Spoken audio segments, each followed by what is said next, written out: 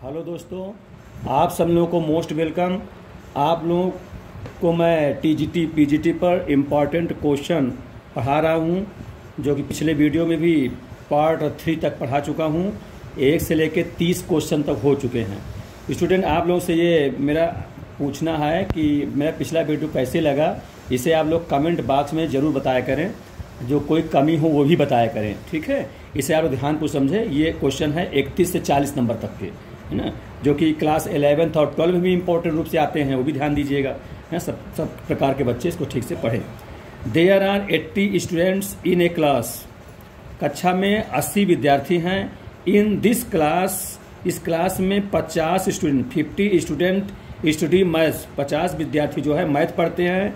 40 students study statics, और 40 विद्यार्थी जो है सांख्यिकी पढ़ते हैं। एंड 10 स्टूडेंट्स स्टडी बोथ, 10 विद्यार्थी ऐसे हैं जो कि उसमें मैथ में हैं और स्टैटिक्स दोनों पढ़ते हैं। 1 student is selected randomly. What is the probability that the student is of the subject statics.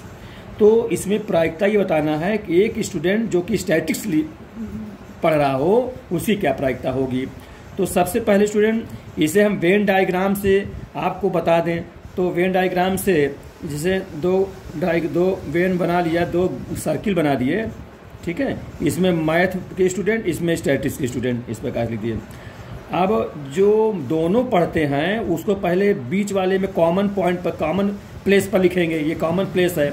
यहाँ कितने 10 स्टूडेंट है, 10 स्टूडेंट बोथ, तो 10 यहाँ भर दीजिए।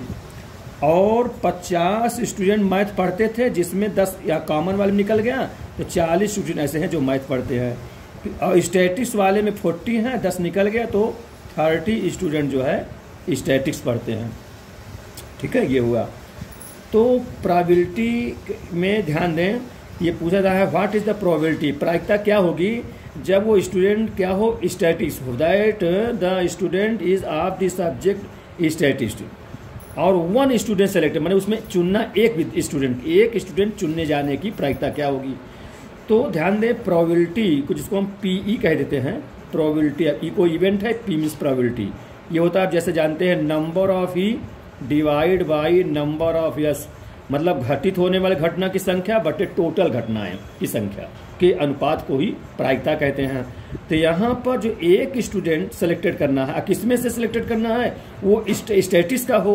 और स्टैटिक्स कुल कितने विद्यार्थी हैं, 40 हैं, तो कितना हो जाएगा 40C1, क्योंकि एक ही स्टूडेंट लेना है, तो 40 में से एक विद्यार्थी लेना है, उसको 40C1 डिवाइड बाई टोटल 80 हैं, तो नीचे कर देंगे, नीचे हो जाएगा 80C1, ठीक है। 80 में से एक विद्यार्थी, ये NS काम करेगा और ये 40C1 NE काम करेगा। इसको हल कर लेंगे तो कितना होगा 40/1। अब इसमें हम फैक्टर्स ना करके ट्रिक के माध्यम से करते हैं, सीधे 40/1, और 1 से कम जा नहीं सकता, नहीं, 0 इनफाइनाइट हो जाएगा, तो इसमें करेंगे डिवाइड बाय 80/1, ठीक है। ये हो जाएगा। अब इसको हल करेंगे तो इसमें कर देते हैं 40/80, 40 करना, 40 दूनी 80, यानी कितना हो गया 1/2। तो यही इसकी क्या हो गई, प्रोबेबिलिटी हो गई कि माने एक स्टूडेंट जो कि स्टैटिक्स हो उसकी प्रायिकता 1/2 होगा। यह ध्यान दें, इसमें 4 ऑप्शन में जिस नंबर पर ये हो उसमें आप टिक कर लें। अब क्वेश्चन नंबर दूसरा देखें। If A is equal to x such that, set से रिलेटेड है, x less than or equal 5, x belong to N mean natural number, and B है x such that x less than or equal 10, x belong to N, और C है x such that 2 less than x less than 6, x belong to N, then value of A minus B intersection सी, ठीक है। ये चीज बताना है आपको।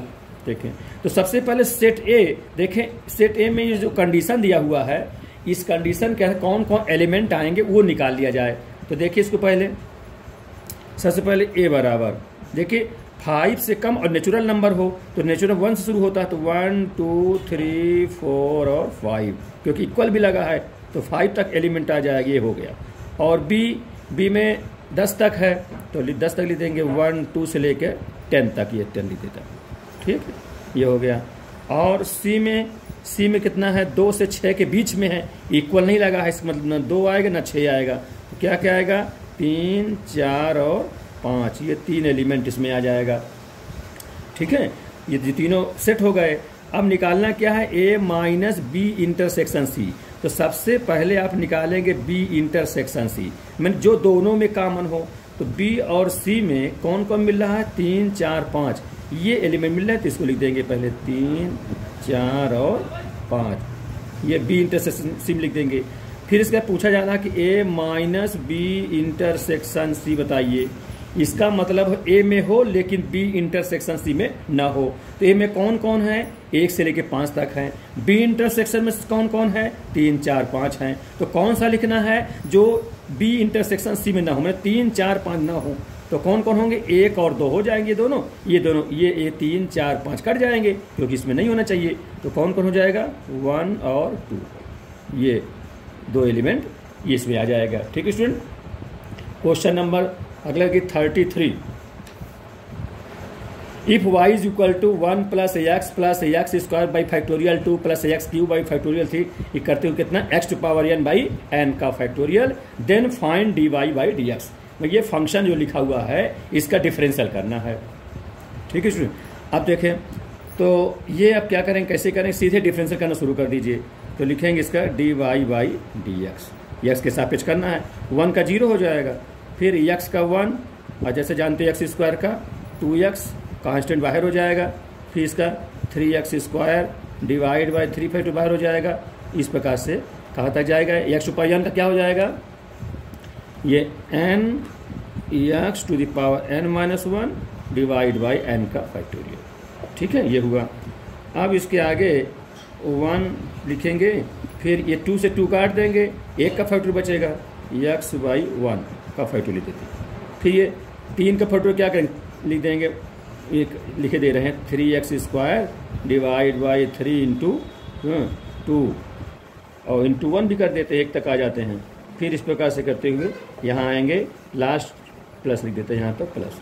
ये कितना हो गया, n into X to power n minus 1 divide by n into n minus 1 का फैक्टर करके रोक देते हैं।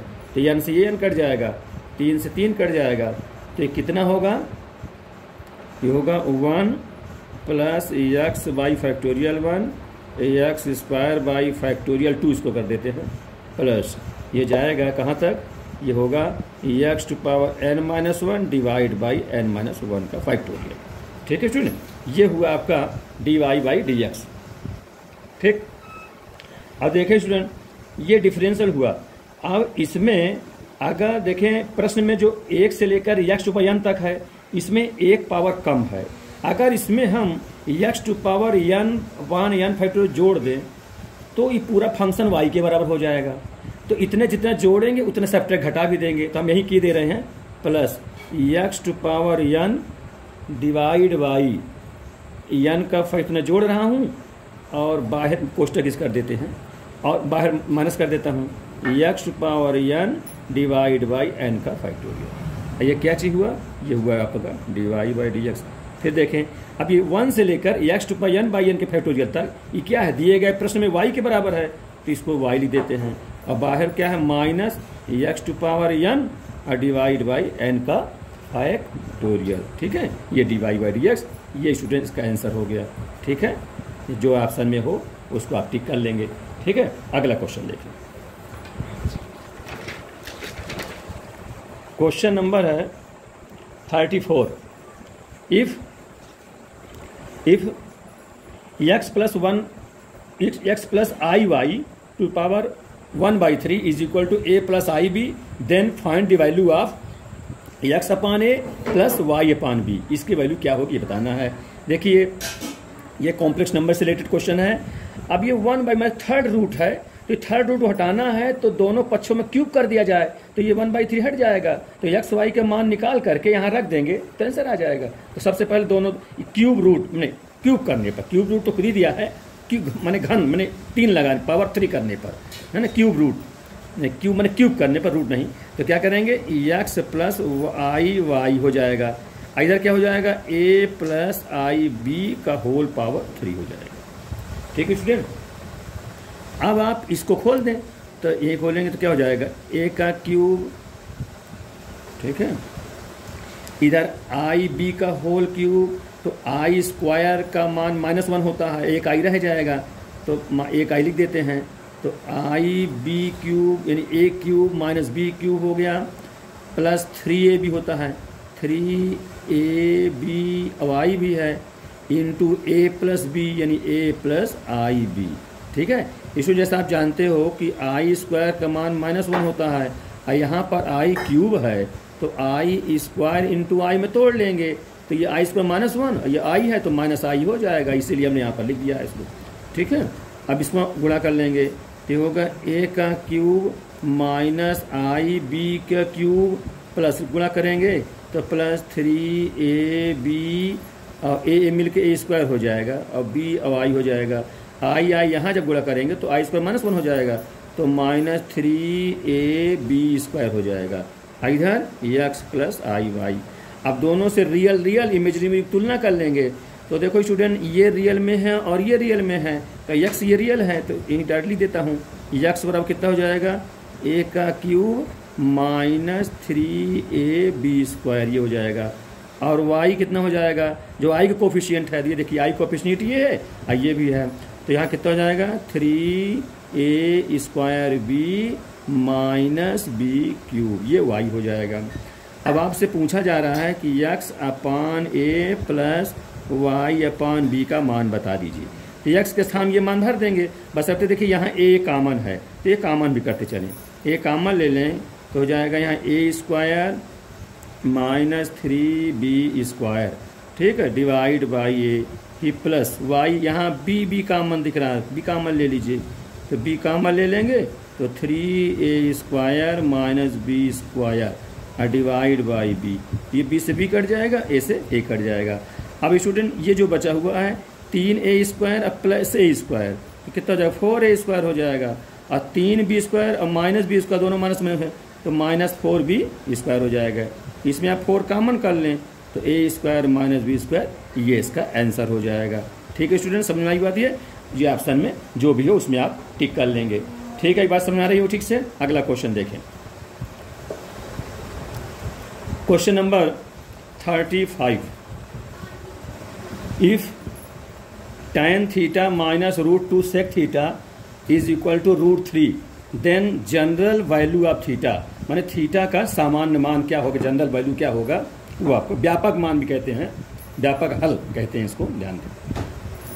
अभी जो tan और sec में है ट्रिग्नोमेट्रिकल में, इसको अगर साइन कॉस में कर लेंगे तो सरल हो जाएगा, तब उसमें हमें व्यापक मान बताते ही बनेगा, है ना, ध्यान दें। तो इसको तोड़ लेते हैं, तो क्या हो जाएगा sine theta upon cos theta minus √2 upon cos theta is equal to √3 हो गया।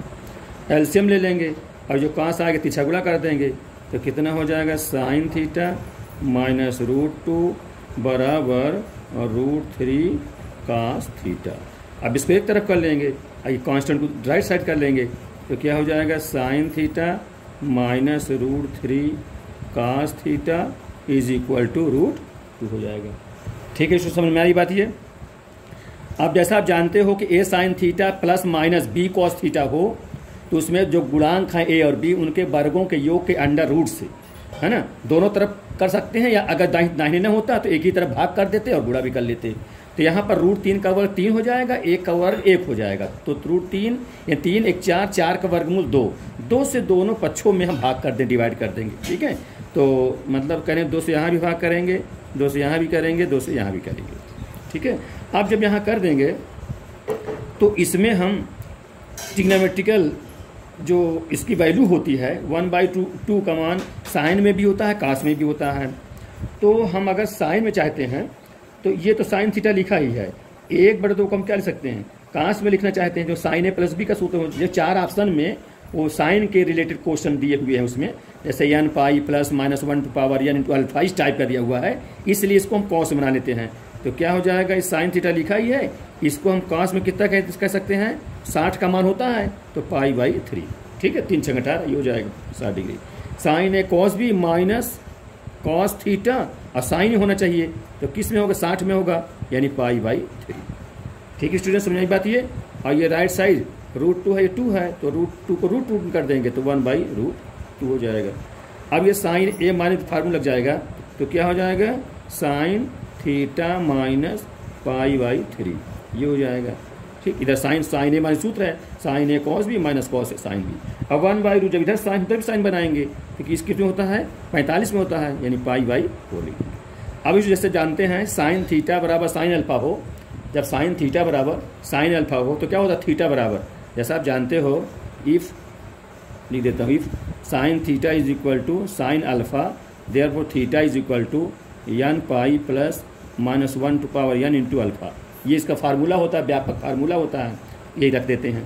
थीटा इज इक्वल टू, यानी थीटा के साथ इतना है पूरा, तो theta minus pi by 3 is equal to n pi, यानी कोई इंटीजर नंबर है, plus -1 to power n, alpha में ये होगा पाई बाई 4, ये लिख देंगे। ठीक है, अब इसको इस एंगल को राइट साइड कर देंगे तो थीटा का मान निकल आएगा, व्यापक मान। तो theta is equal to n pi plus -1 to power n into pi by 4, ये माइनस है तो इधर प्लस हो जाएगा, पाई बाई 3।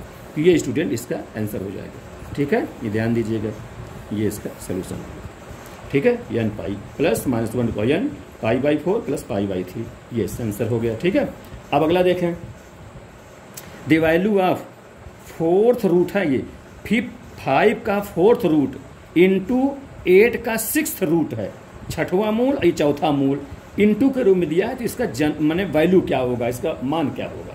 तो देखें, जो ये लिखा हुआ है इसको हम कैसे लिख सकते हैं, 5 घाते 1/4 गुणते 8 घाते 1/6, ऐसा लिख सकते हैं। अब इसमें पावर है, पावर का आप एलसीएम ले लीजिए, माने जिससे कि इसमें बेस समान रहे, है ना। तो बेस समान बनाने के लिए 1/4 और 1/6 का एलसीएम ले लीजिए, तो 12 एलसीएम हो जाएगा, 4 तहीं 12 3 होगा, 6 दूनी 12 2 हो जाएगा। तो इस जो 5 जो बेस है इसको समान पावर में कन्वर्ट करने के लिए, और पावर 1/4 रहे ही तो कैसे कर सकते हैं, देखिए 5 लिखा ही है और लघुत्तम 12 आया है, तो यहाँ 3 है तो समझो 3/12 कर दें, इसको कितना लिया जाए, 1/4 को 3/12, आप कहीं ढूंढना नहीं, इसे मिल जाएगा। अब काटेंगे 3 करना 3 चौको उतने आ जाएगा, इंटू 8 लिखा है, 1/6 है, इसको 2/12 में कन्वर्ट कर लीजिए, 2/12 काटेंगे तो फिर उतने आ जाएगा। यहाँ बेस ऐसे समान हुआ, देखिए 12 यहाँ भी 12 यहाँ भी समान हो रहा है ना। अब इसको आप क्या करें कि इसको ऐसे कर दीजिए, 5 घाते 3 का होल पावर 1/12 ऐसे कर दीजिए, इंटू 8 घाते 2 का होल पावर 1/12 कर दीजिए, है ना। तो ये 5 घात 3 कितना हो जाएगा, 125 हो जाएगा, और 8 घाते 2 यानी 64 इंटू 64 हो जाएगा। अब दोनों इकट्ठा कर लीजिए, और 1/12 एक बार दोनों में है, तो दोनों को होल पावर करके 1/12 ले दीजिए, चाहे 12th मूल में लिख दीजिए। अब इसे गुणा करेंगे तो 125 को आप 64 से गुणा करेंगे तो कितना आता है, इसका गुणा आता है 8000 आता है। कितना आता है, गुणा कर लीजिए 8000, और 12 मूल है, 12th मूल को ऐसे लिख दिया इस प्रकार के ऐसे 12 दिए। ठीक, ये इसका आंसर हो जाएगा। ठीक स्टूडेंट, गुणा करना सीधे सीधे, आइए लघुत्तम कर लेना है, बेस समान बना लेना इस प्रकार से, हम 1/12 1/12 दोनों बराबर कर लिया, ये गुणा कर इसमें आ गया। ठीक है, अगला देखिए, स्क्वायर रूट ऑफ 2 माइनस √3, इसका वर्गमूल निकालना है। अब स्टूडेंट, इसका स्क्वायर रूट माने वर्गमूल होता है, इसको आप ऑप्शन से भी कर सकते हैं, माने जो ऑप्शन दिया रहेगा स्क्वायर रूट, उसका अगर हम वर्क कर दें और जिसके वर्क करने में इतने के बराबर आ जाए वही इसका आंसर हो जाएगा, है ना। तो यहाँ देखें, यहाँ 2 माइनस √3 है, इसका हम इससे भी निकाल सकते हैं और ऑप्शन से भी निकाल सकते हैं। तो पहले चलिए इसमें देखें, तो इसमें स्टूडेंट एक काम ये करिए, जो रूट वाला टर्म रहता है उसी का फैक्टर करके उसी में से 2 पद ढूंढते हैं, 2 टर्म ए और बी बनाने के लिए। तो यहाँ देखिए √3 केवल है ही है, यहाँ इंटू में 1 समझ सकते हैं कि 1 कर उतने आएगा, तो 1 में √3 मान लें या 1 में 1 मान लें और उसी में से ये पूरा हल आ जाएगा। देखिए कैसे, 2 माइनस √3 को हम लोग लिख सकते हैं क्या चीज़, √3, ठीक, और चूँकि बीच में माइनस है तो -1। ठीक है, अब ध्यान दें, इसका और क्या करेंगे, इसका हम होल स्क्वायर कर देंगे और अंडर रूट लगा देंगे। तो स्टूडेंट ये तो हमने कर दिया होल स्क्वायर, अब यहाँ अंडर रूट भी कर दिए। अब इसको खोलें कितना मिल जाएगा, देखिए इसका स्क्वायर 3, इसका स्क्वायर 1, तो 3 1 4 हो जाएगा, -2ab, तो -2ab करेंगे तो कितना आ जाएगा, देखिए जैसे करूँगा तो 4 -2 √3 इतना आ जाएगा, और इसके पास है तो इतने 2 माइनस √3 ही है, तो क्या करें 2 से डिवाइड कर लेंगे और सब का अंडर रूट लिखा रहने, ऐसे कर देते हैं। अब खोलेंगे देखिए इतना ही आ जाएगा, ठीक है, इस प्रकार से। तो कहने में ये √3 कैसे मिला, जो रूट वाला टर्म है उसी को इंटू 1 बना के एक को a मान लिया, एक को b मान लिया। इस पर बहुत सारे क्वेश्चन हैं, इस पर वर्गमूल निकालने वाले जो इसी टाइप से बनते हैं, जो रूट वाले हों या सेकंड टर्म वाले में हों, उसी से फैक्टर करके या गुणित समझ करके अपना बना लेते हैं 2 पद, और उसी में एक को a मान लेते हैं, b मान लेते हैं। तो कहने का मतलब हमारा ये जो होगा, इतना अगर इसको खोलता हूँ तो इतना आएगा। अब इसमें 2 नहीं है तो 2 से भाग लगा देता हूँ, तो यहाँ भी मैं क्या करूँगा, 2 से भाग कर दूंगा। अब रूट ध्यान दी थोड़ा बड़ा लंबा कर दूंगा, जिससे दिखता रहे कि 2 के लिए भी है ना, इसलिए कर देंगे। अब ये हो जाएगा, तो स्टूडेंट ये होगा कितना, अब देखिए रूट से 2 तो कट जाएगा, तो कितना हो जाएगा, केवल हो जाएगा √3 - 1। लेकिन नीचे वाला 2 उसमें रूट ही है, डिवाइड बाई √2, बस ये इसका आंसर होगा। तो √3 - 1 बाई √2 यही इसका सोल्यूशन है। ठीक है, अब समझ में आ गई बात, ये है ना, बहुत अच्छा क्वेश्चन है ये, ध्यान दीजिएगा, कोई इसमें दिक्कत नहीं होनी चाहिए। 10th लेवल का क्वेश्चन है, ठीक है स्टूडेंट। अगला देखें क्वेश्चन नंबर 38 देखिए, if f(x) = x³ - 27 and 5x = x² + 3x + 9, then gx then find gx = f(x/5x)। इसका मान बताना है। ये भी उसकी हाई स्कूल स्टैंडर्ड का क्वेश्चन है, लेकिन फिर भी TGT PGT में पूछा जाता है इसलिए क्वेश्चन। इसे आप ध्यानपूर्वक पढ़ेंगे तो आपको बहुत लाभ मिलेगा। हम इस प्रकार से हर प्रकार के क्वेश्चन पार्ट वाइज बना करके पढ़ा रहे हैं। आप लोग से बार बार ये अपील है स्टूडेंट कि वीडियो को आप लास्ट तक देखा करें, जैसे सारी बात समझ में आवा करें। ठीक है, देखिए हम इतना मेहनत से पढ़ा रहे हैं तो कम से कम आप पढ़िए, कोई फीस तो है नहीं आप लोगों से लिया जा रहा है, निःशुल्क आपको हम पढ़ा रहे हैं। ठीक है, निस्वार्थ भाव से पढ़ा रहे हैं, केवल ये मानते हुए कि आप लोग स्टूडेंट हैं अच्छे से पढ़ें। ठीक है, हम इस लाइन में 28 साल से स्टूडेंट टीचर्स हैं, पढ़ा रहे हैं, भले ही प्राइवेट हों, लेकिन ईमानदारी से पूरे मेहनत से हम पढ़ा रहे हैं। ध्यान दें तो रखिए, तो f(x) कितना है वो मान रख दीजिए, x³ - 27 डिवाइड बाई 5x कितना है, यह है x² + 3x + 9, इधर इस GS से लिख देते हैं। ठीक है, अब आप इसका फैक्टर कर लीजिए, 27 को 3 घात 3 मान लीजिएगा। तो आप जैसे जानते हो a³ - b का क्यू सूत्र लगा दीजिए, a - b फिर होता है a² + ab + b², ये इसका फैक्टर होता है। तो a³ माने x³ माने a - b यानी 3। ठीक है, 27 को 3 तोड़ लिया, 3 घात 3 में, फिर a² माने x², फिर माइनस नहीं प्लस होता है, + ab तो 3x मिल के 3x हो जाएगा, + b² यानी 3 का स्क्वायर 9 हो जाएगा, डिवाइड बाई x² + 3x + 9। ठीक है, तो स्टूडेंट ये सेकंड टर्म मिल रहे हैं, आपस काट दिया तो कितना हो जाएगा, x - 3, यही इसका आंसर हो गया। ठीक है, ये हो गया 38 नंबर। अगले देखिए 39, ये लॉग का बहुत अच्छा क्वेश्चन है, इसे भी देखें। ये ऐसे क्वेश्चन जरूर आते हैं, 4-5 क्वेश्चन TGT PGT में लॉग से रिलेटेड क्वेश्चन आया करते हैं। देखिए, इफ़ log e बेस पर 7 का मान दिया है 0.8451 और log e5 का मान दिया है, log e3 का मान दिया है, log e2 का मान दिया है, then the value of 8th root में 8वां मूल है कितना, 168 के पावर 7, 168 घात 7 का 8वां मूल की वैल्यू क्या होगी ये आपको बताना। ठीक है, अब ये लाख से लगाएंगे तभी सरल होगा, नहीं बहुत कठिन लगेगा गुणा भाग करने में। तो देखिए शुरू कैसे करते हैं। सबसे पहले इसको y के बराबर मान लेते हैं। चलिए y बराबर मान लेते हैं, late y equal to 8th मूल। अब 8वां मूल को पावर में ले सकते हैं, यानी 168 का होल पावर 7 ही है, 8 नीचे हो जाएगा, 7/8 कर दे। ठीक है स्टूडेंट, इस प्रकार करिए। अब लाग लेंगे तो जैसे लॉग की प्रॉपर्टी जानते हैं, जो पावर होता है वो पहले गुणांक में आ जाता है, कोफिशिएंट स्थान में आ जाता है। तो टेकिंग लॉगरिथम बोथ साइड्स, दोनों पक्षों का लाग लेने पर लाग y इक्वल टू 7/8 इंटू हो जाएगा लाग 168, ये हो जाएगा। अब 168 का फैक्टर करेंगे। ठीक है, तो 168 कर लीजिए, 168 का फैक्टर 2 से काटिए, 2 8 16, 2 चौको 8, फिर 2 से 2 चौको 8, 2 दूनी 4, 2 से 2 दूनी 4, 2 1 2, फिर 3 7 21, फिर 7 से 7 1 4। तो कितना 3 2 है और बाकी 3 7 एक बार है। इसको आप लिख दीजिए 7/8 log 2 ^ 3 × 3 × 7। ऐसे कर दिया। ठीक, अब जैसा आप जानते हो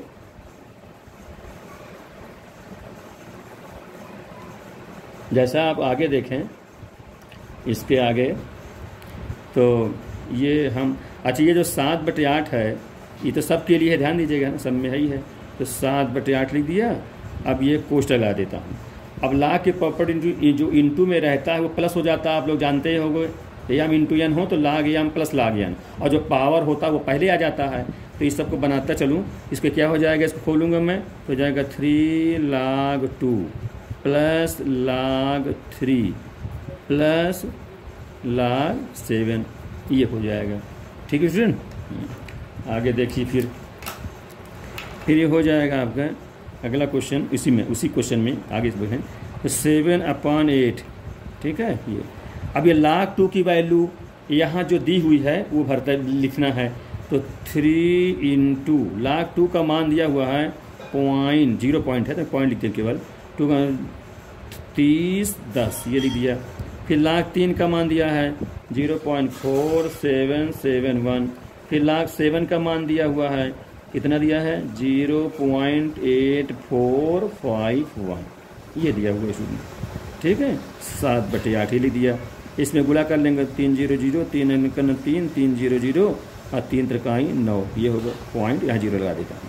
अच्छा, अभी इसको जोड़ना ही है, सबको जोड़ना है। चलो इसको दोनों जोड़ ले, तब से 1 1 2 हो गया और 7 5 है, 7 5 12 के 2 हासिल 1 हो गया, और फिर 7 और 4 11 और 1 हासिल 12 के 2 हासिल 1।